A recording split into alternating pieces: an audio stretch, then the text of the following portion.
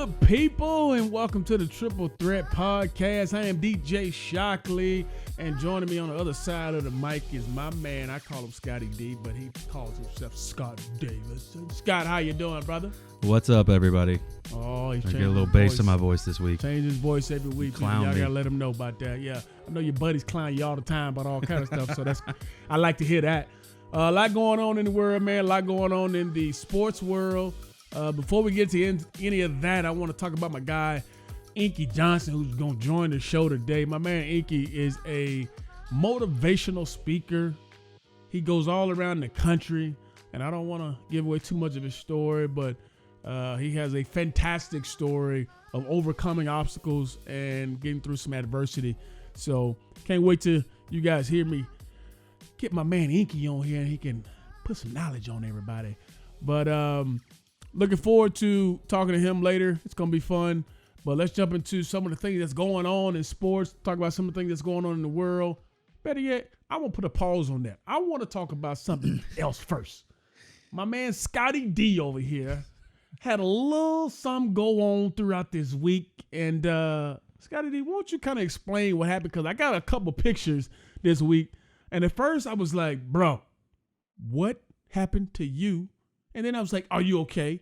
But then I was like, hold on. This is crazy. Explain to the people what happened to you this week. Yeah, you haven't even heard the story really, right? Nah, Okay. I just saw the picture. So the long and short of it is my brakes went out in my Jeep, and I Are used you sure they went out, or did somebody cut them? No.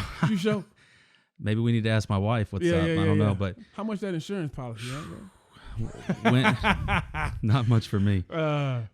Brakes went out of my Jeep. Okay. I got an old 86 CJ7 classic, awesome, fun Jeep that I It just ain't drive awesome around. and classic no more. Yeah, it is. It's still good. But it's fun to ride around town and stuff. So I just left my son's football practice. Right. They had a scrimmage, so I was watching him play football. And then I needed to go to Walmart because my wife asked me to return some things. Oh, so your wife told you to go return? I got a something. box of stuff that's been Okay. sitting on the counter for Okay. a long time. Okay. And I got told, take these to Walmart and return them. And I she said they needed to be returned right now. yeah. Okay. And there's no receipt, of course. So Gotcha. anyway, I was leaving football practice, headed to Walmart, and I'm coming down this hill, coming into an intersection that I'm going to turn right on. Okay. And all of a sudden, my brakes ain't working. So you just pumping. Man, I'm slamming it. The pedal's on the ground. And to make it worse, the timing or the oncoming traffic is just getting their green light to turn left in front of me. So I don't have a lane to go into. So I just pulled it up onto the sidewalk. There was a truck, like a full-size pickup truck. I could touch it if How I wanted fast to. were you going right Not now? very fast. Okay. I had, because I don't usually drive it very fast anyway. Okay. But I was going fast enough where I would have T-boned this guy if I wouldn't have turned. So I turned up on the sidewalk, drove down the sidewalk for a little bit, hit a turning lane for a gas station. I pulled up in this gas station, and they have a single parking spot next to the gas station, and I pulled into that, went up on the curb, and hit the building. You hit a building. I've got scratches on the plastic part of my fender and that's it? and paint on my bumper. That's it. My wheel went into the wall. My tire went into the wall. Now, people, if And you that's could it. see the picture, Scott, you got to make sure you tweet this picture out, because All right. this picture of what you did to this wall, I said, oh, man, my man Scott truck is total. Has to be total. No, Hardly a scratch. Just a little scratch and a little paint. I talked to insurance today. We may have to look at get my steering looked at, but I may have popped something in my steering. But 33-inch tire just went through the wall. Man, we both got some truck issues. My truck I have now, it's in the shop because they basically told me there was a piece in my engine that holds the engine together that's broke, and my engine basically can just fall out right now. Wasn't it in the shop when I was here last week? Yes, because I'm trying to figure out, I may need a new truck, because I'm like, if I'm going to pay $1,500 to get this fixed, and then I need another $700 for some StabiliTrak that goes on my truck, I might as well just get me a new truck. So right now I'm in the process of negotiations. So I got me a nice rental car, and they've had it for about a week and a half. So I'm trying to figure it out right now. You take it to the dealer? Oh yeah, I took it to the dealer. Yeah, so I'm trying to figure it out right now. Dealer take you. Yeah, they'll take you. That's You're not on the payroll there, are you? So I can know. say that, right? No, Okay. I ain't on no payroll there for sure. Well, anyway, man, I've never been more scared in my life. Well, yeah, I've been in other wrecks before and been scared, but yeah, that sounds great. this happened in slow motion. There was a telephone pole by the sidewalk that I don't know. You was the only one in the car, right? I don't know how I missed this telephone pole. I was lucky there was no pedestrians on the sidewalk. Could have been a lot worse, but it was. God looking out for you, bro. Yeah, it was That's scary. That's how I'm looking. All right, so the other piece of news is my man Scott got his first pulled pork that he did. Talk about the process of what you went through to make this, and I'm gonna try it right here on air and see what it tastes like. Well, YouTube is a miracle worker for a lot of things, and somebody that's just starting to smoke stuff. Scott, you put any seasoning on this thing? Well, there was a rub on it. I didn't put anything on it after I cooked it. I mean, there ain't got no flavor. No, it was a heavy rub. No, let me know. Heavy rub. Yeah, let me know because I have my feelings about it. We need more flavor. I know. You're right. Yeah. I wasn't happy. I'm gonna keep it 100. It's my first try though, but I'm not super happy with it. You know, we need a little bit more flavor. And you ate the bark too. That's what I'm saying. Yeah, that's the you bark got no flavor there. I know. The bark usually got all the flavor. I know. But man, you know what? I ain't tried mine yet, so I can't talk about it. Yeah, we're gonna try yours when you do one. Trust me. It's gonna be banging. Guess what? I'm gonna have plenty of seasoning on that. Yeah, I know you have friends that are like pros in this arena. So shout out my I man, imagine. Big Jim. Yeah, I've seen him. I know you're gonna get some expert help. All I had was YouTube. Oh man, and I had a few friends bounce stuff off of too, but you got a pro.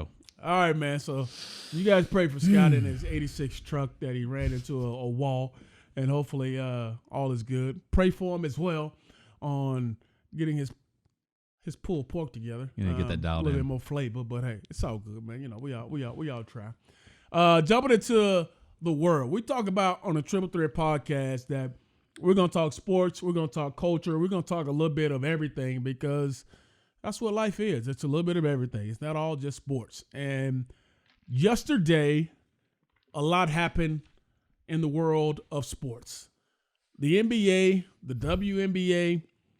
There were supposed to be a couple big-time games in the NBA. Yeah. There were supposed to be some big games in the WNBA. It all started with the Milwaukee Bucks and the Orlando Magic opting not to play. Both teams did not take the floor for their Game 5 matchup against each other. And after that, the Rockets and Oklahoma City Thunder, the Lakers, and the Portland Trailblazers also fell suit. The WNBA, they did the same thing. They supported their brothers of the NBA, and they all opted out and decided not to play because of the social injustice and all the things that are going on in our country. And a lot of it stems to what happened this past Sunday with Jacob Blake. Jacob Blake is a 29-year-old man. He was shot 7 times in Kenosha, Wisconsin, as he was walking back to his car, where in his car were 3 of his young kids, 3 sons, matter of fact, aged 3, 5, and 8. And it brings a lot of talk to the unrest of what's going on in the country, a lot of things that are uncomfortable to talk about in the country. We talk about Breonna Taylor still not having her justice. We all know about George Floyd and the police officer having his knee on his neck for 8 minutes. And now we have Jacob Blake, another black man being shot. And it's been one of these situations that's been talked about all around the country. Everybody has their opinions. And myself as a black male, I find it ridiculous. I find it just, it's one of those things that's deep down that you say, how is this continuing to happen? Why is this continuing to be forefront in all the news media? Why is this happening every other month we turn around? Why hasn't there been change to happen in our country where unarmed black men and women are being shot and killed in broad daylight? And one of the things that has really, I thought, has been pretty awesome is the outpour of major sports figures speaking up. We saw LeBron James. Doc Rivers came to tears talking about how America doesn't love black people. We saw CP3 get asked a question after a game and took the narrative to social injustice, voting, bringing awareness. He's a guy who had Breonna Taylor's name on his shoes. I mean, these guys are using their platform, and I think I would be remiss to not use this platform to speak on some of the things that are going on. And obviously, these are tough conversations, but I think they have to be had in this day and age of what's going on in the world. And if these conversations are not had, nothing will ever change. And for me, being a black male, having to have had issues being a black male driving before, I've been pulled over before because I've been in a nice car Right. and a police officer has come up to my car and met me with some kind of hostility until they go back and run my name. Yeah. And all of a sudden everything's okay. Yeah. But what if I didn't have this name? What if I didn't have sports? What if I wasn't that guy that people recognize? What would become of me? And Scott, I tell you, man, one of the tough things that I had to do is, you have a son, I have a son, to have to sit down and explain to my 8-year-old son about things that are going on in the world. And I had to tell him, hey, there were no games that are going to happen tonight, which was last night, because of another person who looks like me and you has been shot. And he instantly looked at me and said, why? And for me, that's tough. Yeah. That's tough to explain to my son that when the police pull you over, you have to do X, Y, and Z because you don't want things to happen to you, or to worry about him when he goes out because of the color of his skin. And my son has these like little blonde things on top of his head, you know, and we all talk about perception and what it's all about. And sometimes I worry about that, but I want him to have his own personality, but not have to worry about people looking at him a certain kind of way because he has that going on. And I'm glad that we both can sit here and have this conversation because it goes both ways. And I tell many people that I know, I got plenty of friends, black, white, and different, whatever it is, even though you haven't gone through it, the fact that you want to help, you want to change, you want to have some dialogue about it speaks volumes to me. Yeah. This isn't a conversation I want to have. You know, it really isn't. And I came out here excited about, you know, some of the things we were going to be talking about, and a lot of that got kind of pushed to the side because of this. And, you know, the struggle that I have is that I can't relate. Right. You know, I just can't. Right. And I guess what I would want you to know is I guess this would be my belief, is that first of all, I don't think most cops are bad. Right. I don't think most white people are racist. For sure. I know that. I know that's the case. Absolutely. And there's some people that are trying to bridge that gap from our side. Yeah. If you want to say it that way. Yeah. You know, I had to, when all this started, I had to have a discussion with my son. It wasn't the same discussion you have to have with your son, because you're going to have that talk when he starts driving. Absolutely. Absolutely. But what I did say is, you know, and I think it's important, and this is what I told him. You have to differentiate between, and this isn't necessarily addressing the issue directly, but you have to differentiate the difference between protesters and then the people that are rioting, burning, you know, doing that stuff. For sure. And I told him, I said, you have to understand, you have black friends. You have to understand they are going to have, in part, a different experience than you. Yeah. And, you know, I made sure I told him that and wanted him to understand that, because he's always been in sports and has, you know, his school, for where we live, it's pretty reasonably diverse. And he hangs out with kids that don't look like him. Yeah. And so I thought it was important to tell him that early on. This was 3 months ago, you know. Yeah. But I think it's important to me. The most important part of any of this, from my standpoint, is that people that look like me are having these kind of discussions with other people that look like him, right, like me, right. And I don't know if it's adequate. I don't know that I'm equipped to do what's adequate. Like I told you, I'm not excited about having this conversation one bit. I prefer funny stuff over levity any day. No doubt. I don't think nobody wants to have it. I think it's one of those type of conversations where we're having it because it's happening. I know. And that's the tough part about it. And we all wish it was not happening. And I tell people all the time, not trying to make it a black or white thing, just trying to make it's a right or wrong. And I think on the major scale of it, you can have empathy for it. There are a lot of people who say, okay, I haven't went through it. I haven't been through this, but you can have empathy for a person. You could see something and say, I know that's not right. Yeah. Oh, I know that's wrong. Like, that's where I feel a lot of people maybe are tethering the fence a little bit. They're trying to, play both sides when there's no playing the sides on this. It's either I'm all in, I know what's right, I know what's wrong, and I'm going to try to help however way I can. And obviously, like you mentioned,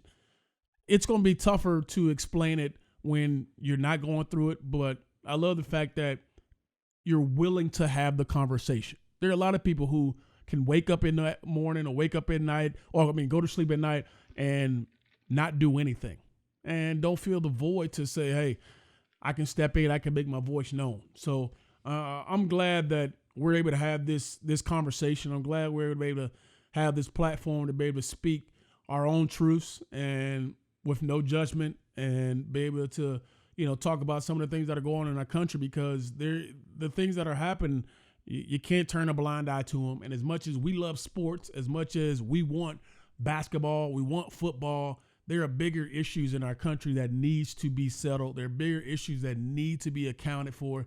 And this is unprecedented times in our country. We're talking about the coronavirus. We're talking about the social injustice. We're talking about needing police reform. I mean, there's so many issues that our country needs right now. I heard this story that LeBron mentioned the other day, and he talks about a young kid playing in his driveway, and he sees the police drive by, and as the police drive by, he goes and hides behind his car. And you're talking about an uneasy feeling in your own driveway, having to go hide because you're afraid of the police driving by. I mean, those are some of the things that, I think I worry about. I know a lot of people look at it and say, wow, that's unbelievable. But it's the truth and fact of the world we live in, that a lot of black people live in fear. And it's a terrible place to be. It's a terrible situation to be in. But until things change, until we stop seeing things like we see on the TV that's been happening to unarmed black men and women, it's going to be one of those situations we continue to live in fear. But big kudos to the NBA, WNBA. There were some baseball games that were also the teams opted out. So using that major platform for all those guys, knowing what is really right, I give those guys a lot of props and kudos. So congrats to those guys, man. I hope something comes from it. I know the Milwaukee Bucks actually reached out to the governor of Milwaukee, and they're trying to make sure that they have some kind of change go on. So big props to those guys, man. Know this was a subject that took a little bit out of everybody, but I thought it was a subject that had to be addressed. So I want to thank you guys for listening to me vent a little bit, but I'm sure a lot of you out there are doing the same thing, especially with these uneasy times. So thank you for hanging on with me. Coming up next, I got my man Inky Johnson. I told you he's going to be inspirational. He has some great words of wisdom to bring to everybody, and has a wonderful story. I think you'll get so much from it. Can't wait to talk to former Tennessee Volunteer, my man Inky Johnson.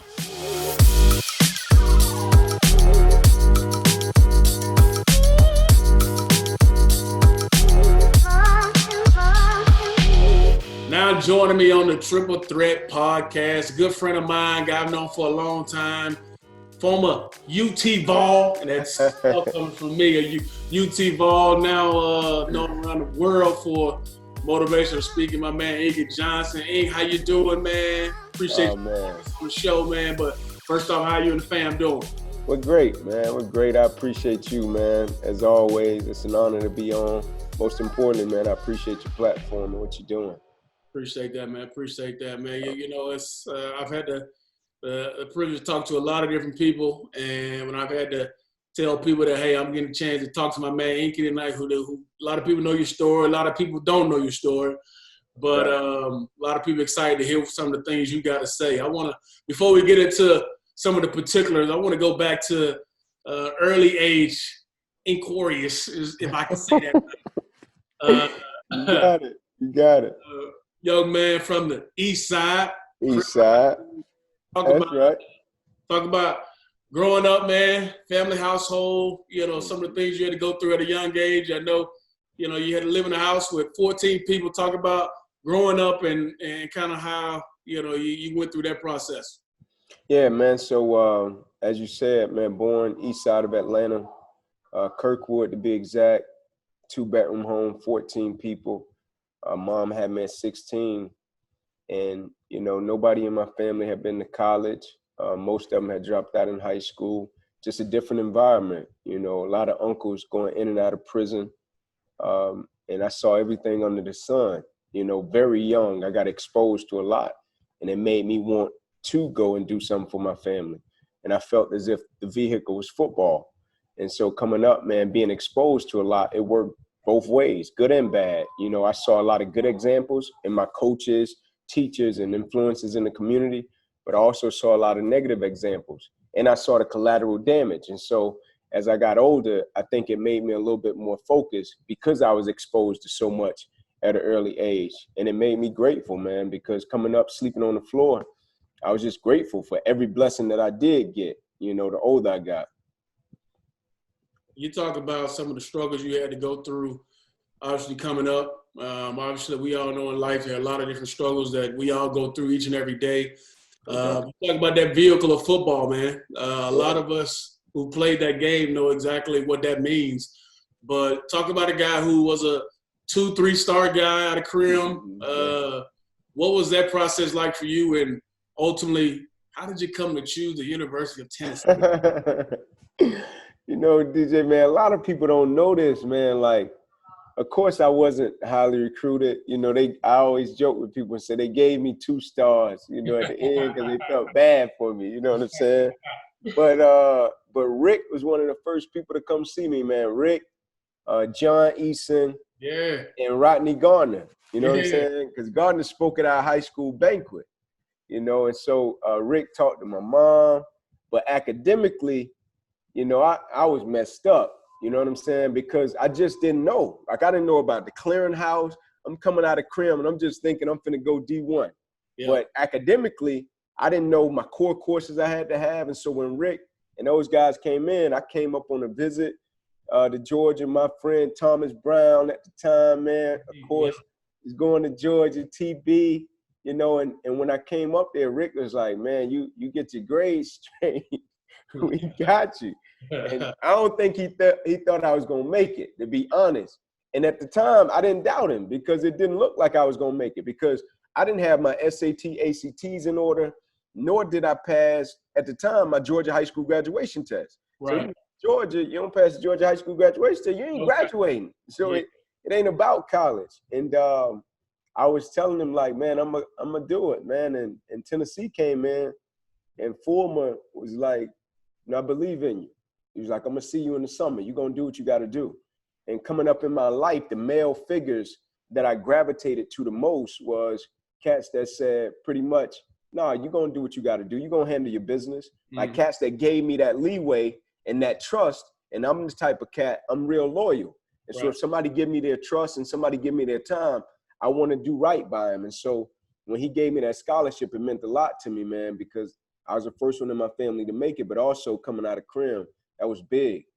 Yeah, East Side, we all know it's a tough coming from that East Side. I'm from the South Side, so we both got similar growings up. But no doubt. You get to Tennessee, man. Obviously, you play as a freshman, play as a sophomore. Talk about them first couple of years, man. The first couple of years, you were lights out, man. Playing some football. Getting a chance to see what the SEC ball is like. Talk about, first off, your mental mindset going to college, and then while you got there, those first couple years, what was it like to say, hey, I can actually do it on this level when a lot of people thought maybe I couldn't? Yeah. And so, man, for me, it was like, I went in, I remember my first meeting, DJ, you have a meeting with your counselor, your advisor, and they like, what's your plan? And I'm like, man, I want to graduate in 3 and go to the league. And they like, well, academically, you're in pretty bad shape. Yeah, man, but I need to help my family, man. Yeah. So when I went in there, I had a plan. You know what I'm saying? And I wasn't trying to let nothing deter me for that. Because my mom, you know, she was working that double shift at Wendy's at the time. And I'm up there and I'm like, man, my family depended on this. And so my mindset going into it was, Ink, handle your business and don't do anything to play yourself out of this situation, because a lot of people invested in you and believed in you to get you in this situation. And so every practice, off-season weight room, like I barely went home. Yeah. You know what I'm saying? Like Cash used to be calling me, Ink, you coming home? Like, and I get home and I handle my business, you know, and I went home more, you know, probably in my freshman year. Then after that, like I really didn't go home, man, because I was up there trying to handle my business. Yeah, ain't nothing wrong with that, because, I mean, I think we all had that mindset of we wanted more, we want to do better, and we want to make sure, like you said, you want to get your family into a better spot. I remember we played you guys in 05, and my memory serves me correct. We got you 27-14. I went back and looked up the stats. And you had about 3 tackles in that game. Yeah. But fast forward, man, to that junior year. Because Yeah. obviously this is the part where life changes for you. And going into that junior year, I remember I saw you and you said, hey, man, I got 10 games and I'm going to go to that next level. No You doubt. play good that freshman year, that sophomore year. You got a name out there. You're fast. You can cover. Mm-hmm. And you get into that junior year, you already got 10 tackles, got an interception, everything's going right, everything going good. And then September 9th happens. Talk us through September 9th and how that day kind of ultimately changed your life in a lot of different ways. Yeah, man, that day is something that, you know, I'm extremely thankful for. You know, it's a day that, like you said, changed everything for me. But that game against Air Force, to be honest with you, as a team, we felt as if we knew it was going to be tough because them cats was running a triple option. But we felt as if that thing tough. Right. But, like, you know what I'm saying? We felt like you don't get no game out there, that triple option. Boy, that thing, the truth.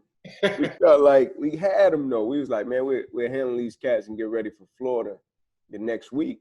And when the fourth quarter rolled around, it was a different story. And them cats had the ball and they was driving to win the game. And I'm mad, you know what I'm saying? I'm like, man, these cats coming in here, like I hope they throw it my way. You know, I want them to throw it my way so I can end the game, make a tackle, force a fumble or something. And they did it. I got my wish. They threw it my way. And I went to hit the cat, and at the point of contact, bro, it felt as if my soul left my body. You know what I'm saying? Like I couldn't feel nothing, couldn't control nothing. I fell to the ground, I blacked out. And when my eyes opened, I couldn't move. You know, and cats was coming over, you know how your boys do, Ink, let's go, get up, let's rock. Like, bro, I can't. And they was like, what you mean you can't? I'm like, I can't move. And it was like a shock was going through my body, and then as if it left, but it stayed in my arm. And they put me on a stretcher, wheel me off, and they get me to the hospital. They run their tests, put me back in the room. When I was sitting in the room, the doctor came in after my mother had just left, and my man was like, he was screaming for the guys, like, guys, get in here. We got to rush him back to emergency surgery. He's about to die. And I thought my man was just like playing or something, because it was cool up until that moment. Right. And I'm like, die? He's like, yeah, die. I was like, what happened? He said, we ran a test. We noticed you ruptured your subclavian artery in your chest. You're bleeding internally. He's like, we got to rush you back, take the main vein out of your left leg, plug it into your chest in order to save your life. And he said, oh, I guarantee you, you won't be alive in the morning. And I was like, bet, let's do it. And the next morning I woke up, man, I had 6. Were you this calm talking to the doctor? Bro, I was just ready to go. You know what I'm saying? Like, when I heard die, and he was serious, I'm like, bro, let's just go. When he said you won't be here in the morning, I'm like, bro, let's go. Wow. And when I woke up that next day, man, like I had 6 cuts down my left thigh, cut across the left side, right side of my neck, twice through my right ribs, cut out my right pec. And there was a big scar from the bottom of my armpit all the way down to my hand. And I'm like, man, I thought they was just doing an artery. And he was like, when we went in, we noticed you tore the nerves from your spinal cord that controls your shoulder, your arm, your hands, and your fingers. Oh. He was saying like he was saying it, but he didn't want to say it. Right. He was like, yeah, your career is probably over. You know what I'm saying? But he didn't want to say definite. But I got the drift. Like, yeah, it's probably over. But I didn't want to believe it because of where I was in that moment. Right, man. I mean, to be 19, 20 years old in that moment and realizing your future is so close and then that fast is always taken away. As athletes, we always are taught it could be here today, gone tomorrow. And literally, you had that happen. Talk about initially the mindset, your mental makeup of what happened next after you started feeling it. And I know you talked about stories of how you had coaches come in and talk about, hey, what's the next step for you? We're going to send you home, all that kind of stuff. But talk about the initial, after you found out, okay, I possibly won't be playing anymore. Where did you go next mentally? Yeah, so you know how it is, DJ, man. When you play sports, like, you got a bond that's like unbelievable with your guys. It's like even with us, right? Like we played at different schools, but it's a certain respect. Like if we out and we kicking it, we all got a certain respect for each other, and we gonna always ride with each other regardless because of the brotherhood that sports bring. And it's like when I couldn't play anymore or when I was thinking about it, and they was like, Ink, what you want to do? I'm like, man, I need to get back around my guys. Yeah. You know, because I knew that was going to fuel me, right? I knew I needed to be at practice. I knew I needed to be in meetings. I knew I needed to be at workouts. Mm-hmm. And so that's what I told them. I was like, man, get me a Dungeon sling and a Velcro strap. And they was like, Ink, you can't play. I was like, this ain't about a game, right? Like, I need to go to practice. I need to be around my guys, man, because they're going to help me get through this. Right. Yeah. Man, the next steps of what you do, I think is probably the most important. And absolutely, I think a lot of people probably in that given situation, you got a couple ways you can go. And just hearing you talk from that instant, it wasn't a give up on myself moment. It wasn't a situation where a lot of kids these days, you get placed with an obstacle, you get thrown adversity, and you curl up in the ball. You use this as an opportunity to better yourself and also turn it into something different. What happens the next year, the next 2 years, as you start to become, this is my norm? Mm-hmm. So it was a lot of rehab, and through rehab, it shaped my mentality in terms of what I do now. Yeah. And so I was placed in a position to where it was pretty much no guarantees. Like they told me, Ink, you can go this period, you give us 1.5 years, 2 years, and we'll see what happens with your arm. We'll order you the best pieces of equipment, give you the best doctors. And everybody's like, don't do it, man. Like, it'll break your spirit. Like, they can't guarantee you nothing anyway. Mm-hmm. And I'm like, nah, I'm going to do it.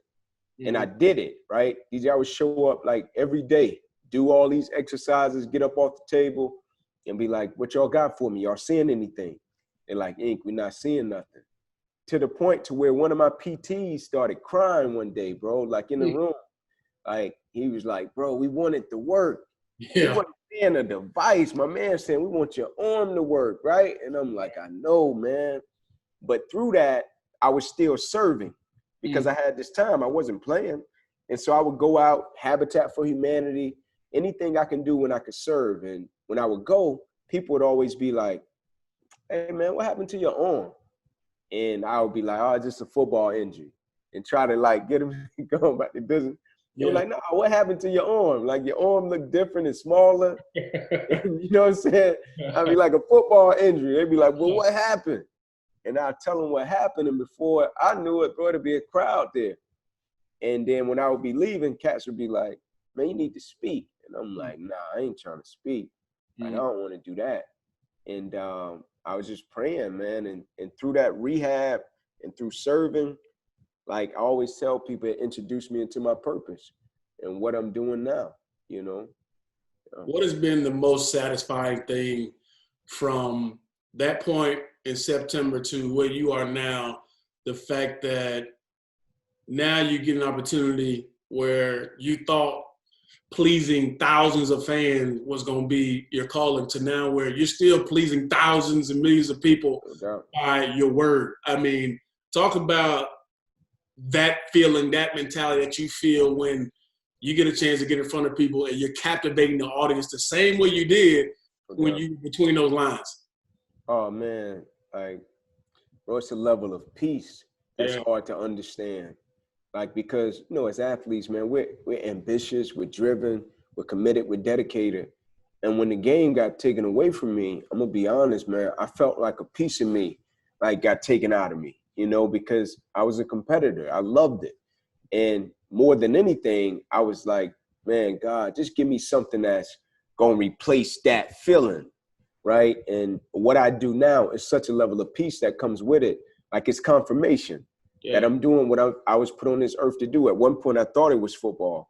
But like, bro, I get a letter from a kid, you know, I'm talking about sent in the mail that'll be like, the greatest thing my teacher ever did for me was show me an Inky Johnson video. You know, I'll be talking to somebody in the hospital with a brachial plexus injury, same injury similar to what I got, you know, because none of them are the same, but it's different brachial plexus injuries, you know, and stuff like that, man. I'll be out with my son, my daughter, my family, and somebody will come up and be like, man, I appreciate what you do and how you do it. I could take a picture with you. Like, that stuff means a lot to me, you know, because I never planned to do this. And so for me, it's confirmation, but more than anything, bro, it's peace. You know, I got peace that I'm doing what I'm supposed to be doing. It's pretty cool, man. I've seen videos where, especially with everything going on in our country these days, and I saw a police officer standing in the middle of a street talking to people, and he talking about something that you said. I mean, crazy. That reached volumes. You go all over the country talking to athletes, talking to corporations, and I think one phrase that I've heard you mention, and I think it goes for athletes, it goes for everybody in the working world, it goes for everyday people, is talking about character. Because character, everybody has it. And absolutely. I would love to, you know, elaborate a little bit more from you about it, when you say character is something we don't inherit. It's something absolutely. we got to wake up every single day and build on it. Talk about that character, because obviously you are a living proof that character means a lot. And I'm sure there's a lot of people who are going to be listening to this, a lot of people who listen to you, they're growing through those moments where their character is tested every single day. Absolutely. How do you go about that part of building that character, and how do people go about being a better person when trying to, you know, make sure their character's in the right spot? Absolutely, man. I think that's all we got at the end of the day, DJ, man. Like, when it's all said and done, they strip us down of everything we acquired. Like, all we got is our character, right? Like, my favorite quote is a quote by Dr. King that says, you judge the character and caliber of a person not by where they stand in times of comfort and convenience, but where they stand in times of challenge and controversy, right? And every single day, like, character, we can't inherit that. No matter who our parents were, no matter what they did, we got to get up and we got to build it every single day through our decisions, through our choices, through how we treat people, through how we handle our business. It's like you, as an athlete, as great as you were as an athlete, like, your character and what you do now and how you do it, it's going to supersede that times 10, right? But if you didn't have the character, your talent wouldn't really matter. It's a lot of cats that we both know that were talented in athletics, and then after that, it just stopped for them, right? And then there's other cats that character was just as strong, and their character is going to take them 10, 15, 20, 30, 40 years past their careers in sports, and they're going to do some incredible things because what they do and how they live their life, it coincides and is one, you know? And so that's what character is to me. It's most important. Yeah, it's money in the bank for sure. I mean, I tell kids all the time, man, people are going to forget how many touchdowns you throw, how many tackles you got, but they're going to remember that one time they met you in the grocery store, that one time they met you at the airport, whatever that is. You got to make that first impression big. Talking about you, obviously speaking all over the country, speaking to some of the major colleges all around the country. What are some of the tough questions that you get asked that you think is probably beneficial for people or kids, whoever going through things? What are some of those tough things that people ask you?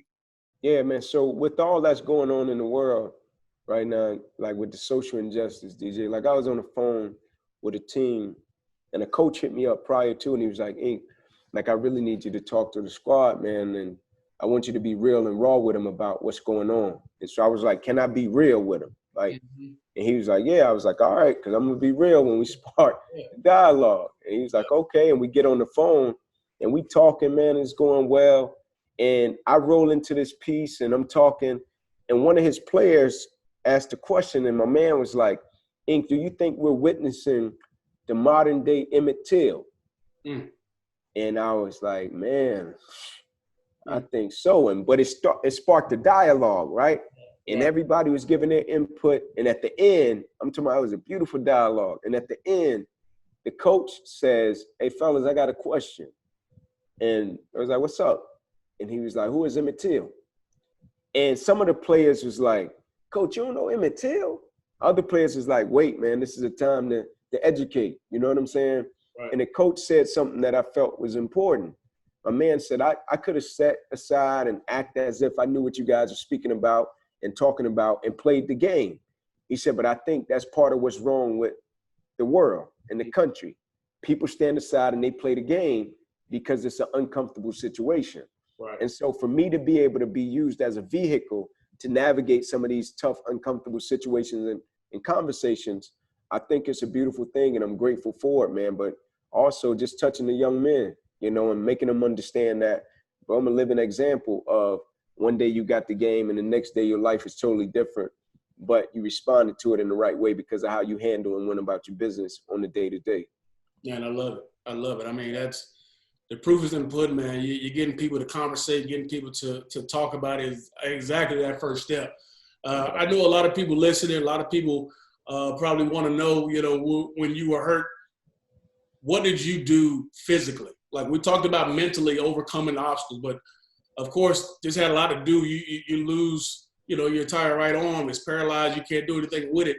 Talk about, did you have to do things with your left hand? Did you have to do, you know, what other stuff you had to overcome physically? We talked about the mental part, but the physical part of it, I'm sure a lot of people would love to hear how you overcame that as well.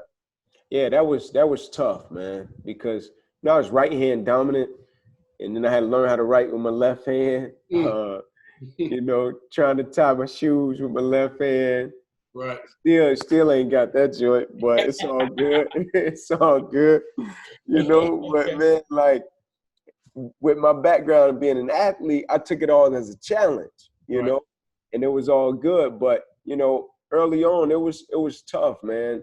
And also now with having kids, like sometimes I try to explain things to my son or my daughter and I can't show them. Right. But the beautiful part of it is it forces me to be a better communicator and a better teacher when I'm trying to explain something because I can't show them. Right. And so looking at that thing with the right perspective, man, but also just making a pivot and an adjustment, you know, to do what you got to do. Yeah. Talk about your beautiful family, man. We got a couple more things. I'm gonna let you get out of here. But you got a beautiful family. Your kids obviously are active. I see you fully involved in their life, you know, beautiful wife, all that kind of stuff. Talk about the things that your kids ask you, because I'm sure your kids, you know, obviously they know dad, they know he's been through some stuff, but how do your kids, you know, go about explaining maybe to their friends or, you know, about what happened to dad? Do you have to go through that part as well with your kids and all that? Oh, no doubt, man, no doubt. I remember the first time we was out, man, just hanging out, and somebody came up to me and was like, oh, man, thank you, you know, for what you do. Can I get a picture? And, you know, your kids, they looking at you like, what do you want a picture with you for? You know what I'm saying?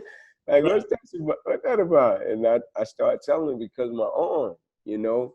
And they was like, because your arm like that, your arm been like that. Like, and I'm like, nah, it's a story behind it, you know? And they opened up dialogue for me to just teach them about what happened to me and talk to them about how it affected other people because of how I handled it. But also, man, like me and my wife been at it since 5th grade. You know what I'm saying? Grew up same neighborhood, 2 blocks away from each other.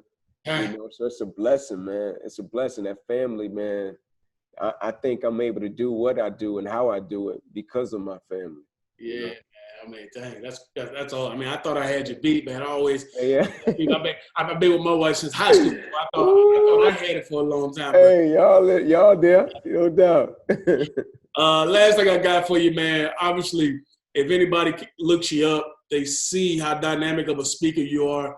The preparation I know has to go into it to be able to deliver a message to a group of people who maybe know you played, maybe you didn't, but getting that point across. But one thing that I thought, and that I've heard you speak a couple times on it, is the passion you have when you start something, as opposed to when you face adversity, you face obstacles, and then having that same passion to get through it. And when I heard that message, it speaks beyond sports. It speaks beyond athletes. It speaks to every person in the world, because we all go through stuff. Absolutely. I would love for you to elaborate on that as we get out of here, on the passion to start something and why you don't have that same passion when that adversity and the obstacle hit you. Absolutely. Because like with what you just said, DJ, like I just used to ask cats the question, like, can you stay committed to what you said you would do long after the mood you set it in has left? Most importantly, when the situation or the circumstances change. Like, man, Kirby dropped something on me yesterday, and it ties right into what we're talking about. We were talking about just the adjustment with everything and how it's been at UGA, you know, with all the corona, all the protocol. And he said, I asked the cats, can they have mental agility?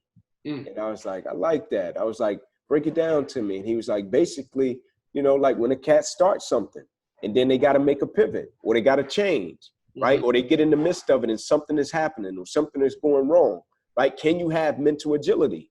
And so it's kind of like what I talk about with cats. Like you start off and you on fire and you passionate, right? You going hard.